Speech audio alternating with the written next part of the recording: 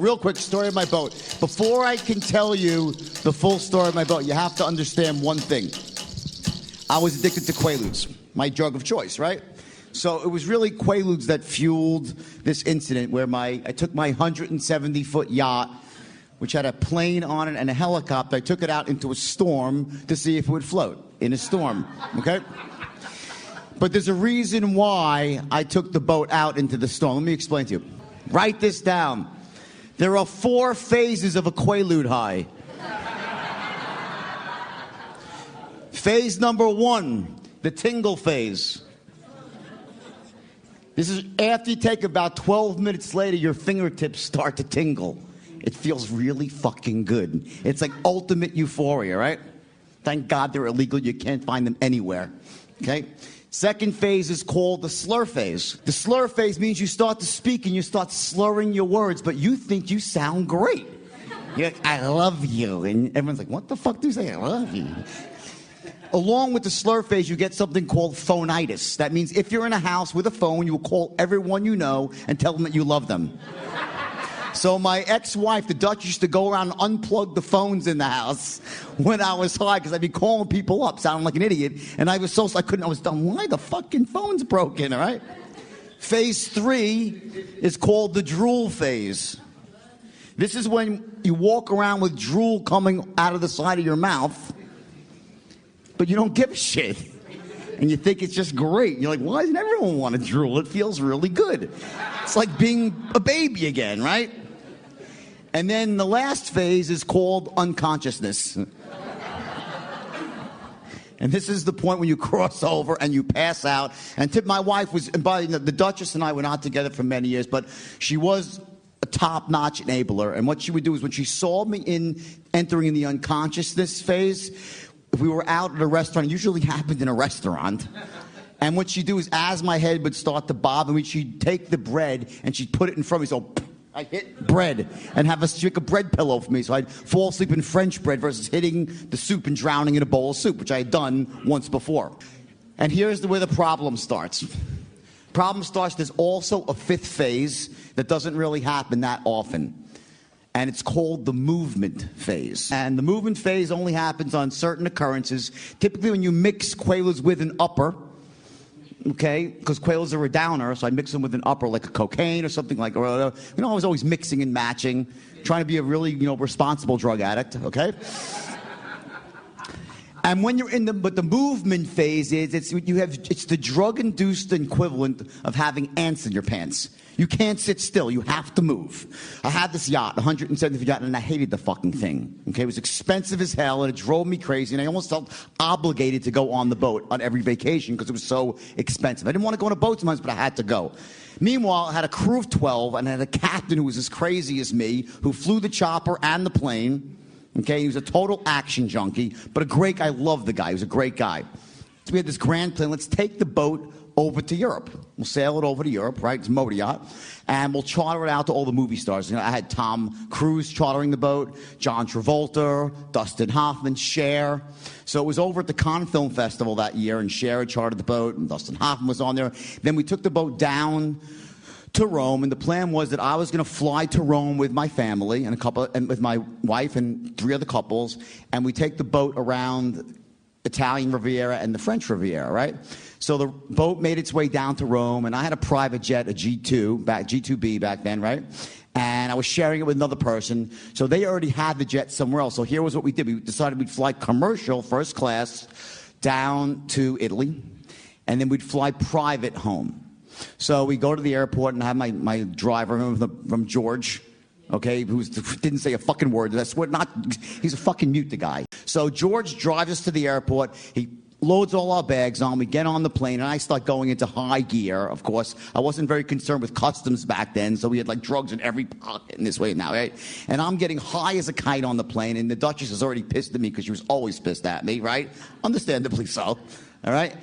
We land in the airport, and she's already mad because I'm kind of drooling a little bit, but I'm like, coming. And by the way, here's the thing about ludes, though, is that you can come out of if you can go right from the drool phase to complete sobriety in like a second, and it wears off. It's a very short half-life, so you go back and forth. It's amazing. So you go from like being totally like a retard, and all of a sudden you're like totally fine again. You're like, what happened, right?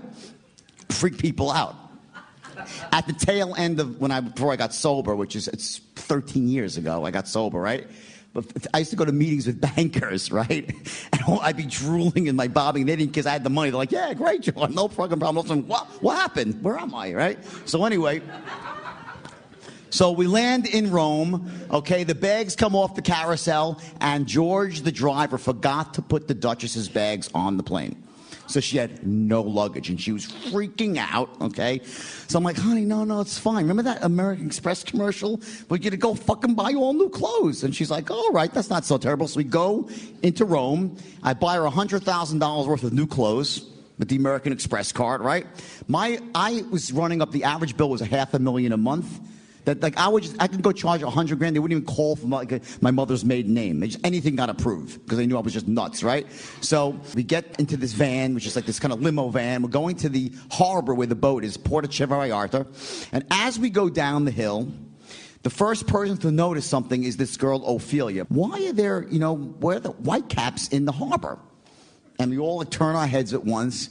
And sure enough, there's these white caps in the harbor, and everyone's like, oh, that's really weird. It looks weird. And as we get close, we realize it's not even white caps, it's waves. At this point is when I realized that there was problems, because I hadn't really focused in on what my state was, my emotional state, my physiological emotional state. But all of a sudden, that awful foreboding feeling came to me that, Jesus, if it's rough, we're not going to make the crossing, because we were supposed to go immediately to Sardinia, which is 100 miles away from Rome. It's a straight shot, 100 miles, and that was the plan. We were going to get on the boat and go to Sardinia. And all of a sudden, I'm like, oh my God, I was in the movement phase.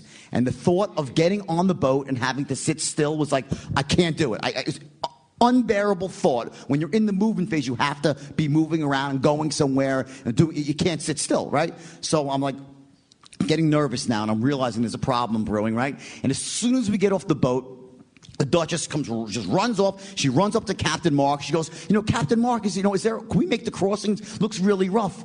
And he's like, well, it's kind of a storm kicked up, and I don't really know, we could do it. And she's like, well, we're not going anywhere if Captain Mark says we can't go anywhere, So I said, just go cut the fucking new tags off your clothes. Go downstairs, okay? So she goes downstairs, okay, with all the girls follow her, right? So now it's me and my 3 buddies. So I say to Captain Mark, I said, listen, Captain Mark, can we make it? He's like, well, we can make it. It's going to be rough. We'll break a few plates maybe. Now, remember, this is a big ship, 170 feet. I'm like, well, can we make it? He goes, we can make it. I said, let's do it. So he's like, all right, we'll do it. And my friend Rob's like, let's do it. And Ross is like, let's do it. And this guy, Dave Cherardini, the fourth, is like, kind of like there's a friend, Ophelia's boyfriend. He's like, all right, let's do it. He was kind of like, 50-50 on the whole thing. And we charge off. So I go upstairs to the top fly bridge. Now, a big yacht, it was a huge ship, so there's a fly bridge. It's like 50 feet above the water. So I do my customary thing. As I go straight up, I drop 3 more quaaludes. Now, 1 quaalude could knock a Navy SEAL out for 8 hours. A 200-pound Navy SEAL. I was taking 3 and walking around the streets, okay? Like werewolves of London, okay? Basically, this is the wolf in Rome, all right? So I take 3 quaaludes. I say to the stewardess, I said, I want you to give me 1 Bloody Mary every 7 minutes till I pass out. Then bring 1 every 6 minutes after I'm passed out, okay? And I go up, I take the 3 ludes, and they start dissolving in my stomach sack, and I take a Bloody Mary, right? And I start sipping it, and next thing you know, I'm out like a light, and I pass out. I go right to unconsciousness, which is my preferred state there, because I want to relax a bit, because I don't sleep well, okay? All right? So anyway, I guess a couple of hours pass, and then I wake up to the feeling of sea spray, all right? I look up at the sky, it's not like raining, and all of a sudden, the boat starts tipping over, and a fucking giant wall of water comes over, and boom, crashes on top of me. I go flying over, the Bloody Marys go flying, and I'm still like, I'm just waking up from this whole thing. I'm like, what the fuck? And I look over the side of the yacht, and it's 25-foot waves. And we're in the middle of this massive storm. When we left, there was like 8-foot waves. It's 25-foot waves. You can't imagine 25-foot waves. They're also thick. It's not just they're high and thin, they're fucking huge, right? And my boat is being tossed about like a thimble in the ocean, all right? And I'm like freaking out, like I look back, now behind my boat, I had a 42-foot dive boat called the Chandler, my daughter's name, the Chandler, right? And I'm looking behind and I'm watching the Chandler disappear and reappear in the peaks and troughs of these enormous waves. So I start, shit, I gotta get downstairs. I'm like, still confused. So I crawl downstairs, getting knocked around, the waves are crashing on me. I go down the flybridge leads to the flight deck where the helicopter tied down and the seaplane, right? I make my way past the flight deck to the main salon. I walk and I open the door. I'm on my knees and I open it. It's fucking chaos. Things are flying around. Decorative plates are now like frisbees, all right? Statues are torn over, and there's my wife and the 6 guests huddled around in a circle, tied to each other. A rope tie. That's really fucking smart, all right? They tied a rope to each other. All right, and the boat's getting absolutely trashed, okay? So I walk in, I'm on my knees, and I walk over, and Nadine, the Duchess, sees me. So she crawls over, and I'm like, what's going on? She's like, what's going on? You're fucking crazy. We're in a storm. You're gonna get us killed. I can't be. She's freaking out with his big blue eyes, okay? She's freaking out on me, right? Meanwhile, Ross, the brave outdoorsman, is vomiting profusely from seasickness. So he's like, get me off the boat. Like, seasickness is the worst thing of all, right? My friend Rob is loving it. He's like, isn't this fucking great? So the Duchess, meanwhile, right? The Duchess, so she's like a warrior, though, because she's married to me. She has to be, right? So she's like, well, let's go see Captain Mark upstairs. I'm like, good idea. Let's go. So we're crawling because you can't even walk. I mean, there's water coming in through the back. We're getting tossed about this way and that way. You're rolling on the floor. You can't imagine how rough it was. So we start making our way to the bridge, and as we do, we pass the bar, at a bar there, right? And we look up, and I don't know, get inspiration to take a shot of tequila, right? So I look, so of course, but I asked permission. Now I'm like in the doghouse with my wife at this point. I said, is it okay if I take a shot of tequila? So she said, yeah, all right, go ahead. So I go grab the thing. I take a little can of the She takes one. Rob takes it and throws it against the wall and just smashes the bottle. I'm like, why'd you do that? He goes, I always wanted to do something like that. So we make our way up to the main bridge. We make our way up to the main bridge, okay?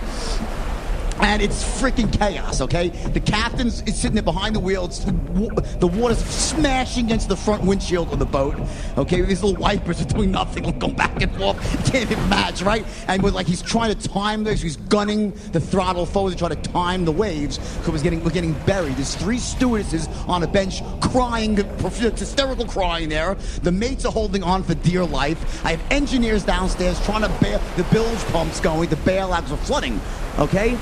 And I'm like, what happened? What's going on? And meanwhile, this computer's spitting out like the old-fashioned fax with swirling things showing a low-pressure system, right?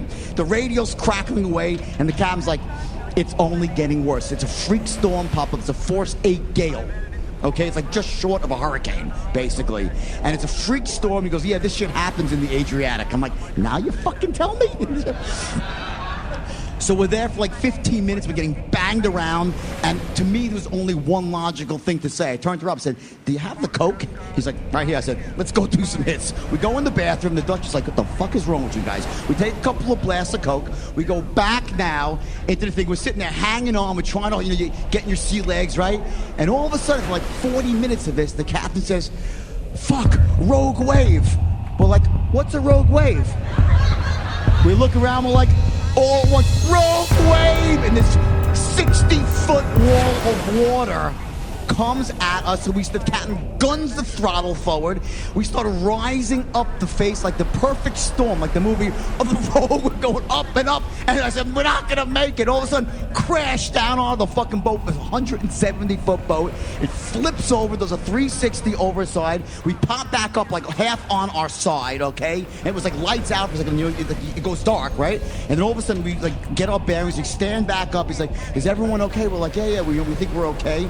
He goes, fuck, one engine's out. We lost our left engine, right? So he's trying now to move it with one engine. All of a sudden, the engineer comes running up. He goes, the front porthole just gave way. We're going down by the head. I'm like, fucking yes, the boat's fucking sinking. I hate this fucking ship. Lloyd's of London. I had an $8 million insurance policy on the boat, and they couldn't even say I tried to sink it, okay? Because who would be foolish enough to take their boat out into a freaking hurricane, right? Captain picks up the thing, Mayday, Mayday, you know, the yacht Nadine, 80 miles off, blah, blah, gives them the coordinates, right? So this is now, we're holding on for dear life, we're barely staying afloat, and what happens when you're on the sea and you're in trouble is as soon as you call Mayday, every other ship in the area, by the law of the sea, has to come try to help you. Next thing I know, there's a huge oil tanker comes in front, other tankers, they box us in to try to break the force of the waves. That's how it was. So we're boxed in by these yachts. We're barely, and we're sinking. We're on the process of sinking. You still have one engine. He goes, okay, good news. The Coast Guard is sending out a helicopter. They're gonna come rescue us. I'm like, oh, fucking thank God. This is great, right? So now I said, can we fly the helicopter off? Now, I could fly a helicopter, and so could the captain. He says, we can, but we could never land it again. Who are you going to take? So you can't go. I'm like, okay, see you later, buddies. I'm going, come on, Nadine, we're going. Get out, right? So we couldn't fly the helicopter off, right? So they send out the Coast Guard helicopter, some big, orange helicopter comes out after like 40 minutes, and they try to lower down this basket, okay? And the plan was we're going to climb into this basket one by one. They're lowering the basket. It's swinging 100 feet this way, 100 feet. It's fucking 70-mile-an-hour winds. And after like 15 minutes, like, this is not gonna freaking work, no way, right? Finally, after an hour, they were trying to lower, they couldn't lower the basket. It's a lot harder than in the movies, okay? So finally, the captain gets a call and goes, they ran out of gas, they gotta leave. I'm like, they're fucking leaving us here? Fucking Italian bastards, okay? The Germans could have figured it out, I figured, right? They're so organized, right? You freaking Italians, they blew it, okay? So anyway, he's like, okay, new plan. We have to go for the life rafts. I'm like, you're shitting me. The little red, you mean the orange? He goes, yeah, the orange ones. I'm like, Mark, it's like, now it's like 40-foot waves. I'm like, there's no way this is gonna work. He's like, we gotta do it, we're going down. I said, all right, listen to the captain. We all go to the back of the boat, okay? And we get prepared, they take the first and they inflate it. He puts it in the water, washed away in 2 seconds. I'm like, you got a fucking plan B, Mark? He goes, yeah, let's go back up to the flybridge. So we go back up down to the deck, right? Okay, he calls up, he's on the phone on the radio with the Italians, right? He goes, good news. He goes, all right, they're sending out the Navy SEALs for us, the Italian Navy Special Forces. They have a battleship on the way. They're sending out the commandos to come rescue us. I'm like, okay, this is getting interesting now, right? He goes, we got to go back up now, wait at the top. So we're waiting up at the top. Then he comes up to me, he goes, you're not going to believe this. I'm like, what? He goes, we got to push the helicopter over the side of the boat to make room for them to land. They want to land a Navy SEAL on the boat. They're going to lower a guy down. I'm like, you really? He goes, yeah, let's fucking do it. So we actually get up to the top. We untether the helicopter. Okay, so now it's just sitting there. The helicopter's sitting there, right? We wait for when we first take out the video camera. We all get there. Hey, Jordan and Mark on the yacht Nadine. We're fucking assholes for going out to a storm. Now we're gonna push our button to the end. Isn't that great, right? So we all get there. 1, 2, 3. We push it. Wait for a wave. We lean to the left. Push the thing, and I actually watched my helicopter like explode and sparks into the room. You watch it disappear into the murky depths of the Adriatic Sea, right? Then he says to us, he goes, okay, he goes, you can only take what you can carry, no luggage. I'm like, fuck, I just bought my wife $100,000 worth of clothes. I'm like, that kind of sucks, right? Now those are going down. I'm like, all right, no problems. He goes, you can only take what you can carry. Now, understand, I had about $250,000 of cash on the boat, tons of jewelry, other valuables, passports, right? What do you think I was saying to Rob? I said, you got the drugs? He says, no, I thought you had them. I'm like, Rob, I thought you. He goes, I said, they're in my stateroom, go get them. He goes, all right, I'll go get them. Nice to be the owner. I sent my friend to get the drugs, right? So he goes down to get the quaaludes, okay? He comes back a minute later. He goes, the room's flooded. I can't go down there. He goes, it's like up to my waist. I'm like, Rob, you a pussy? Just go get the fucking drugs. He's like, you're right. What was I thinking, okay? You have to love Rob, right? So I go downstairs, all right, and I'm waiting for like a few minutes. He doesn't come back. So I go and follow him, and he's on the main floor, and his pants are at ankles. He's pissing on my carpet. I'm like, Rob, why are you peeing on my carpet? He goes, I always wanted to do something like that. Hand to God, true. I'm like, okay, will you get the fucking quaaludes, please? He goes, I will. He starts walking downstairs. I'm waiting there for like 30 seconds. He comes back and goes, I can't get him. The water is electrified. There's a short circuit. I got shocked. I looked at him. I said, soldier, you can do it. He goes, you're right. What was I thinking? All right. Takes off his shoes. He goes down there, zzz, do the thing. He comes back with a bag of lewds, third-degree burns in his feet, and his hair standing up like on him. So we go up to the top, right? Now we're all waiting up there. We got our lewds, right? They start lowering. All of a sudden, this double-bladed giant Chinook helicopter painted military green comes thundering out of the horizon towards the boat, right? It hovers over this gigantic helicopter. The door slides open, and out pops a Navy SEAL. He jumps out in full regalia, frogman regalia with like the whole thing, the hood, the mask, the whole thing, a backpack, right? And dangling from his leg is a spear gun, all right? They start lowering the guy down. When he's like 40 feet over the boat, and he harpoons the deck, and he rappels down, and he sets an anchor on the boat, okay? So now it gets interesting. Here's, you never think of this stuff, but there's an orderly exit from a sinking ship. And the way it works is this. So women and children first, and then, men second, right? But it's not really like that because there were no children, and there's also different classes of people on the boat. I mean, there's the guests, the owner, and then there's the crew, right? So the way it worked was this. Owner's wife is first, and she's the mother of two, right? She's the only woman with two children. So Nadine, the Duchess, goes first, and then the women with children who have children go second, right? Then the female crew members go third, then the male guests go fourth, then the male crew goes fifth, and the captain goes last, right? So that's the order, and it does make perfect sense. And what made it even better is that Nadine had two children, and Bonnie, who was Ross's wife, right, had one child, and Ophelia didn't have any. So it really made sense, the whole thing. So the frogman lowers down, he grabs Nadine, he puts her in a harness, and they get rappelled up, and just like that, Nadine disappears into this gigantic helicopter. She waves out to us, and then the guy goes back down, the Navy SEAL. Now he grabs Bonnie, Ross's wife, Ross the brave outdoorsman, right? And he grabs Bonnie's wife, Ross's wife, and Bonnie goes in the harness, and they go up to the top. Now the frogman comes back down to grab Ophelia, right? The third woman on the boat. But all of a sudden, from behind me, Ross goes, I have to get off the ship. He knocks Ophelia over, and he goes running. He takes a flying leap and he wraps his legs and all like a baby around the Navy SEAL. God. So I turned to Rob. I'm like, this is the greatest thing ever. For the rest of his life, we're never going to fucking let him live this down, right? Takes Ross away. Anyway, they get one by one. We all go off the boat, okay? And captain goes down with the ship. The captain goes down and he gets plucked out of the water by a passing boat, right? And they land us on some Italian battleship, the St. George, all right? And the great thing about being rescued by Italians is the first thing they do is they make you drink wine and eat prosciutto and melon, right? So they break out the wine, all right? I took that as a sign to take more lewds. I figured I could only do my job, right?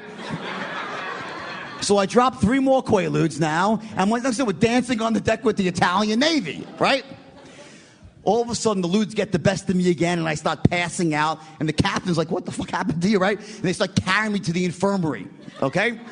So now, as I'm being carried to the infirmary, okay, the captain's like saying to me in broken English, we're told we can take you wherever you want to go, like, because the Italian government want to make a big deal of rescuing the stupid American banker who was dumb enough to go into the storm. So it was like a big public relations coup. Take me to Sardinia. I pass out, all right? I wake up in Sardinia, all right? We get off the hotel, we get off the boat. No one has clothes. So I have to buy everybody clothes. The Duchess is on round 2 now. We stay in the hotel, okay, literally for 10 days, okay? No one dips their foot in the water even in 10 days. We're like, no water, right?